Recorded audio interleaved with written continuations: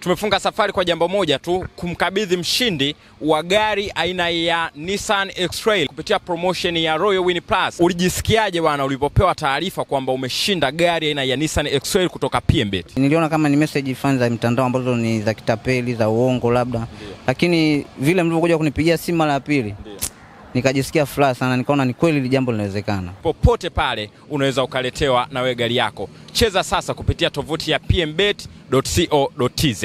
Miaka ya 1970 katika jiji la Alkmaar, Uholanzi, daktari mmoja aitwaye Dr. Potsma alijikuta katika mgogoro mkubwa wa maadili. Alikuwa akimhudumia mama yake mwenyewe ambaye alikuwa anaumwa vibaya na alikuwa amepooza, hawezi kuongea wala kufanya chochote, na alikuwa akipata maumivu makali kila siku. Mama yake alimuomba kwa ishara kila mara amsaidie kufa ili apate pumziko la kudumu. Baada ya kumwangalia mama yake kwa muda mrefu akipata mateso, Dr. Potsma aliweza kukubali ombi la mama yake na akampatia dozi ambayo iliweza kuchukua uhai wa mama yake. Lakini jambo hilo halikusalia kimya. Alishtakiwa kwa mauaji na kesi yake ya mwaka 1973 ikawa gumzo kubwa nchini. Hata hivyo, majaji waliona tofauti, walimtia hatiani lakini kwa adhabu ndogo sana. Hukumu hiyo ilifungua milango na mijadala mikubwa sana. Je, ni haki kumshtaki mtu kwa kumsaidia kupunguza mateso yake mwenyewe yasiyovumilika? Kwa miaka kadhaa iliyofuata, Uholanzi ilijikuta katika mvutano wa kisheria, kidini na kitabibu, lakini pia kijamii kuhusu haki ya kufa kwa heshima, yani right to die. Wagonjwa wengi waliokuwa na magonjwa sugu walikuwa wakimuomba daktari awasaidie, lakini madaktari wengi waliogopa sheria. Katika miaka ya 1990, matukio ya wagonjwa walioomba kufa yakazidi kuripotiwa na matabibu wakaanza kuandika kumbukumbu rasmi za visa vyao. Serikali iliona kuwa kuna haja ya kuweka sheria baada ya kuendelea na mapambano ya kila kesi mahakamani. Hatimaye mwaka 2002 Uholanzi ikapitisha sheria ya kwanza duniani kuruhusu daktari kumsaidia mgonjwa kufa, lakini kwa masharti makubwa sana na magumu pia. Lazima mgonjwa awe katika mateso yasiyovumilika, lazima awe na ugonjwa usiotibika, ombi lazima liwe la hiari, tena mara nyingi na kwa maandishi pia. Lazima madaktari wawili tofauti wakubaliane na kutathmini. Sababu kuu za sheria hii kuwekwa ilikuwa ni pamoja na kuondoa mateso kwa wagonjwa wasio na matumaini ya kupona, kuheshimu haki ya mtu kuamua kuhusu maisha yake mwenyewe, kulinda madaktari wasihukumiwe kwa kusaidia kwa nia njema, kuhamisha vifo vya athiri hadi vifo vilivyodhibitiwa kisheria. Hadithi ya Dr. Potsma si tu ilibadilisha sheria, bali pia ilibadilisha namna dunia inavyotazama maisha na kifo. Leo maelfu ya wagonjwa duniani hutumia haki hiyo kwa heshima na upendo katika nchi ambazo zimechagua kuangalia kifo si kama adui tu, bali ni kama sehemu ya heshima katika maisha. Mimi naitwa Mkakanozi, ukiniita Republic Announcer. Utakaojakosea sana. Hii ni PMTV2. Usisahau kushare, kusubscribe, kulike na kucomment ili nawe pia uwe mwanafamilia.